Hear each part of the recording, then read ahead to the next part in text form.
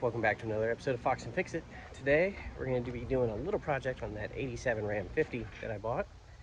And while it's a little project and it's not that big a deal, I'm pretty sure that's the reason I got the truck so cheap, because the issue makes the truck run like it has zero power or it has an engine issue, to the point that the previous owner actually bumped the base timing up to about 30 degrees from the stock 8 degrees, trying to get more power out of it, and that was just not the problem.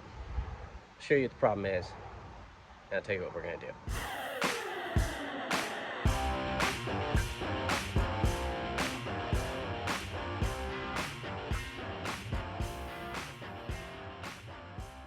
All right, so this truck was Weber swapped, meaning that this is not the original carburetor. This is a Weber, probably 3236, very common carburetor for a swap. When the Mikuni and the factory solenoid vacuum stuff starts to go bad. Really common thing, not a big deal. Looks like it was done fairly well, except for one part. This right here is the throttle valve cable for the transmission. Not the same as a kickdown cable. This actually controls pressure inside the transmission, or not necessarily controls, regulates, maybe? Poor wording, I don't know. What I'm saying is that if this is not hooked up, the transmission doesn't shift, it doesn't have any power, it's just awful. So, not just a kickdown cable on this, and it was not hooked up when I got the truck. I think that was the issue. Currently, I've got it zip tied to about the right spot. I didn't bother making a bracket until I knew roughly where it needed to be, so I put a zip tie on and sort of tightened it until I got it about where I want it. Now this is about the right length. We're going to make a metal bracket, and that metal bracket is going to go from this nut right here that holds the throttle cable on, this bracket. This nut has enough room on it that I believe we can get about maybe 16 gauge. I don't think we'd get 1/8 inch, but 16 gauge steel bracket, and we'll make it, and it'll drop down and come to right here. And we'll make it adjustable. We'll drill some extra holes in it so that we can definitely still adjust it. But that's what we got to do today. We got to make a metal bracket that gets rid of our zip tie now that we know about the right length for our throttle valve cable. Now, I do have some scrap metal that I was thinking of using. This, I believe, came off of some sort of outboard boat motor starter bracket. It's too thick. I don't think that's going to work. I won't have enough room to thread that nut back on. This is a nice piece that may work. It's got a good slot here that we could probably make lever, but again, this is probably 1/8 inch or close to it. It's too thick, not gonna work. Which leaves me with this last piece of metal, and it is 16 gauge steel, plenty of room, and it's thick enough that it's not gonna bend and be all flimsy and break on me. So what we're gonna do is we're gonna drill a hole in this. If you can see here, there is a slotted hole, and we wanna basically recreate that slot on this piece of sheet metal. So we've got to make sure that our angle is right, because if it's up too high, it's not going to reach that throttle valve cable. And if it's down too low, I won't be able to adjust it up enough for it to actually shift correctly. It's going to put it roughly in that position. And we'll drill several holes here so that we can adjust the cable as need be. Okay, I'm trying a new camera angle instead of going to the regular shop bench. So what we need to do is I need to center punch this, drill it out with probably 1/4 inch, maybe 3/16, and then we will file it so it's a D on each end of that. Just about like that. Now we can take it over the drill press, and we should be able to get that center punch drilled out. And magically, just like that, here's our 3/16 hole. Now I need to take a file and make this sort of D-shaped, and I've got to keep the angle that I need on this.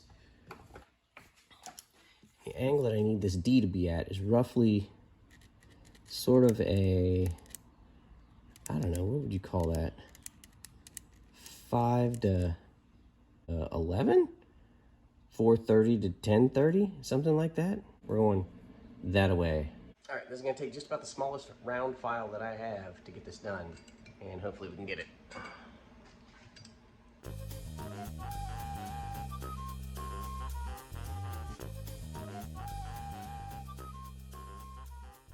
All right, I've got this slotted. I think we're pretty close measurement-wise on matching up with that hole. As you can see, it's worth giving it a try. So we're gonna take the nut off of the one that's on the carburetor. We're gonna slide this on and see where we're at. If we are close, I will mark a spot where the throttle valve currently is, drill a hole there, and we'll probably drill one up and one down from there. And then after that, we can clean up all this other mess and pretty up the bracket. All right, it took a little bit more filing once it was on here, but as you can see, now I've got it right on here on the stud. There's plenty of thread left to get the nut back on.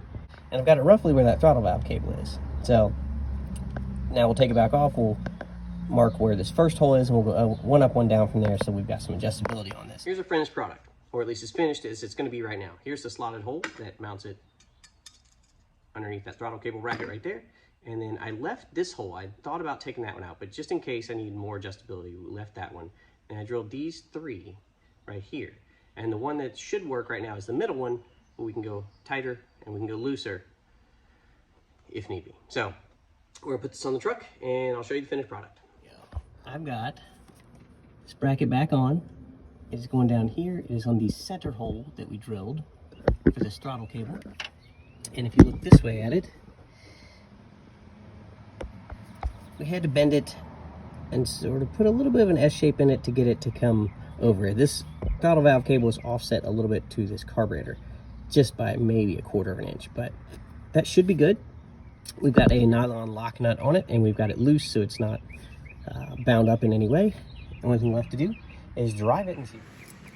All right, let's see if this is shifting exactly the way I want it, which should be the same way it was shifting with a zip tie, but with a metal bracket instead of a zip tie.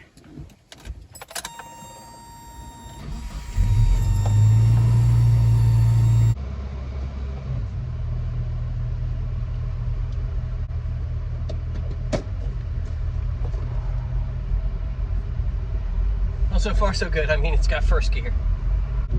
All right, here we go.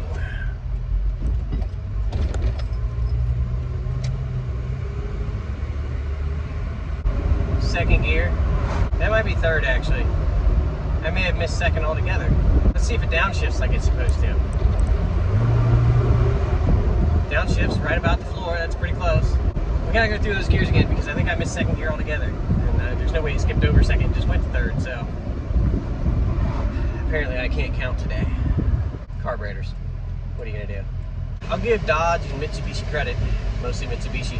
They built a heck of a blower motor. All right, so first gear, second, okay. Wow, second and 20. Okay. Let's get up into third. Yep. Nice. Nice soft shifts. Shifting right about the right spot with light throttle. So let's see, maybe with a little heavier throttle we'll go and turn that blower back a little bit. Now we'll go with a little bit heavier throttle and see where it shifts. Wide open throttle. First. Shifts it almost 5. That sounds about right. As soon as I let off the throttle, it shifts up into third. I think we got it just about perfect. So first gear went all the way up to almost 5,000 RPMs. Red line is 6. So you figure it's gonna shift under the red line, and it did. And then it was still in second gear doing 45. As soon as I let off the throttle, it immediately just soft shifted into third. That's what we like to see. So this bracket's just about perfect. We're gonna leave it alone and call it a day. As soon as I get back to the house, I can't really call it a day right now and just leave this truck at the side of the road. Nobody's gonna appreciate that. Plus I don't want to walk home in the heat. I'll just drive this home, then we'll call it a day.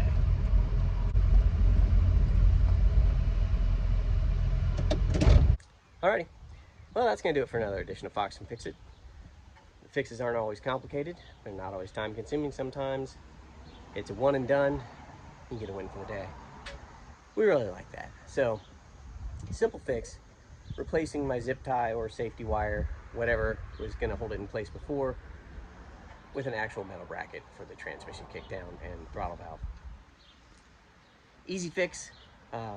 If you've got a Weber on there, that's something you could definitely do yourself with just a little bit of 16 gauge sheet metal. So, that being said, there's still plenty of more little projects to do on this in the 82 Civic, and I've got to replace the radio in the Corvette. So I don't know what it's going to be, but as long as you like, share, and subscribe, we'll see you next time.